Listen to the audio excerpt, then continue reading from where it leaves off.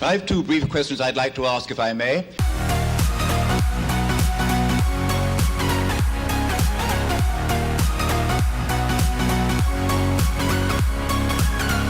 Hi, welcome to Left Foot Media. My name is Brendan Malone and you're watching The Daily Question. Today's question of the day: why is Rey such a flawed character?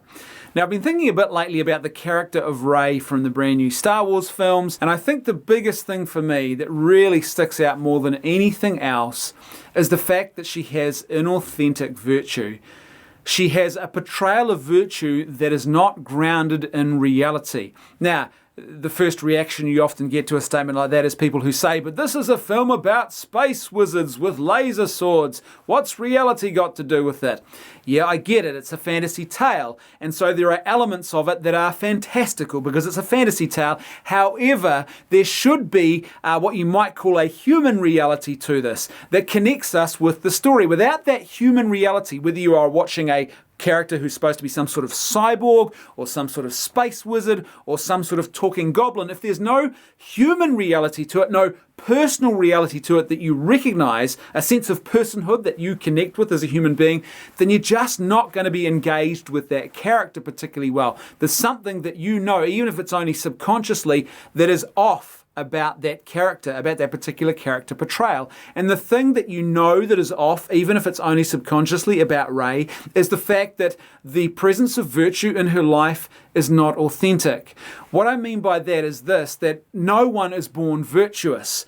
That virtue is something that you have to work at in your life, and that every person, even though they might have one or two virtues that they are just generally pretty sort of good at, they're also going to have some vices that they struggle with as well. And in order to be a person who becomes more virtuous, you have to work hard at fostering the virtues in lots of little ways in your life, and that helps to build a certain momentum and a certain sharpening of your skills in the area of virtue that then begin to play out in the bigger areas of your life. And you also have to work on those areas of vice, the excesses, the things that you struggle with. So for example, you might have someone who is just really amazing when it comes to the whole virtue of loyalty, and they just show such devotion to anyone, and they're a very loyal person, but at the same time they also really struggle with the vice of letting their anger get the better of them. They have a short fuse, they can lose their temper quite quickly. And so that might be, I won't say that's a typical example, but that might be an example of someone and the sort of experience they have of life. And that's what we sort of expect to see from people, because that's the reality of our own lives. There are areas where we might be strong in virtue, and then there are areas where we have some vices and we struggle and we aren't quite as virtuous as we should be. Now, when we see a character on screen, we should see that same sort of reality mirrored back to us. That makes the character interesting. It gives them that reality. Even in a movie about space wizards, it gives them that human reality which we can connect with and really get behind and really understand. We empathize with, we get it, we know what's going on because we know this is the human experience. But Rey is lacking that. And even more than that, there are things that are totally contradictory about the practice of virtue in the life of Rey. The worst thing that you could probably accuse Rey of is being naively optimistic. And that's not really a vice, to be so optimistic that you sort of slip into naivety. But that really is probably the worst thing you could actually say about the character of Rey. Now, the problem, of course, is that that's actually not real. We know that straight away. That's not how the human experience is. No one's born virtuous. No one is born like that. Even a naively optimistic person also has other vices that they're struggling with. They're not perfect outside of that area of their life, their naive optimism. They also have other imperfections, and we don't really see that in Rey. And on top of that, we see moments of virtue in Rey which don't make sense when you think about the context of her character. Here is a young woman who was dropped into this planet as a very young child, where they live a very dog-eat-dog type existence. It really is a Darwinian struggle of the fittest going on this planet.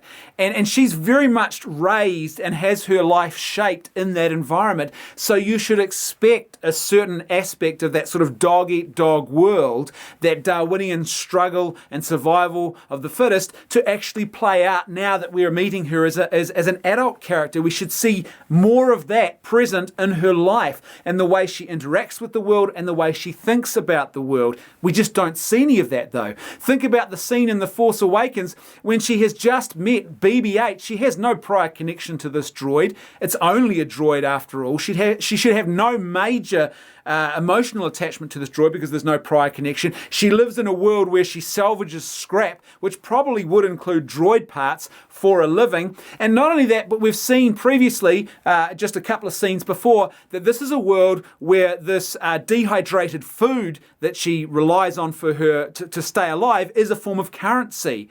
And so she has BB-8, and she is offered a large amount of currency in her world. This food, a totally disproportionate amount of food packages is offered to her in return for turning over BB-8.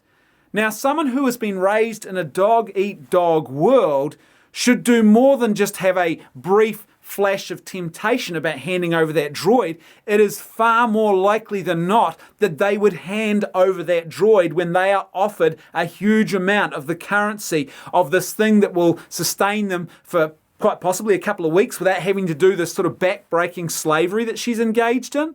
Like, it would just seem to make more sense that someone in that situation who was raised in that world, a dog-eat-dog world, that she would actually reflect more of that dog-eat-dog world in her actions, especially when you consider that she was raised in that world from a very, very young child.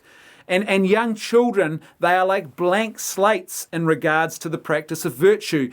They don't just they're not just very impressionable, but they also learn by seeing what goes on around them, and they're very much motivated to act and to adopt certain behaviours because of what they see in the world around them. There's no indication that Rey has been raised in an environment where she's been exposed to really good and virtuous people who helped to teach the practice of virtue to her. That's not what we are presented with at all, and yet here she is displaying a level of virtue that is truly heroic. I think a more authentic version of virtue and vice in the life of this character would actually see us meeting a completely different type of Rey. I would expect us to meet a Rey who was more like the character of Han Solo when we first met him in Star Wars: A New Hope. That Han Solo who is more jaded, who is more cynical, who's in it for himself. He's not really acting for altruism, but as he begins to have this encounter and this experience with genuine self-giving love and genuine heroism, he begins to experience the call, and it begins to change him. But even then, it's not a really quick thing either. It still happens over the next two movies. It's not really till Return of the Jedi that the fullness of that virtue comes to fruition in his life. And the point is that I think that that's more like what we should have seen with Rey when we first met her. It makes no real sense. Even if it's only subconsciously that you've noticed this and not particularly consciously, that character doesn't make sense in the world that she's been raised in. She doesn't make sense from a purely human perspective. She has this perfection in the area of virtue, and when it comes to the lack of temptation to vice, that doesn't make sense. It just doesn't make any sense at all, and it really undermines the storytelling aspect. There's no drama in that character. There's no quest because there's no challenge to overcome. It's simply about getting from one place to another and achieving a set of very dry objectives. But there is nothing personally for her going on that we can actually get invested in, because the presentation of virtue is completely inauthentic in the life of this character. As per usual, I'd love to hear your thoughts, so please let me know what you think in the comment section below. And if you like the content I'm creating and you'd like to see more of it, then please support me on PayPal or Patreon. There's a link for both in the video description below. That's right, I can hear my theme music too. I'll see you tomorrow on The Daily Question.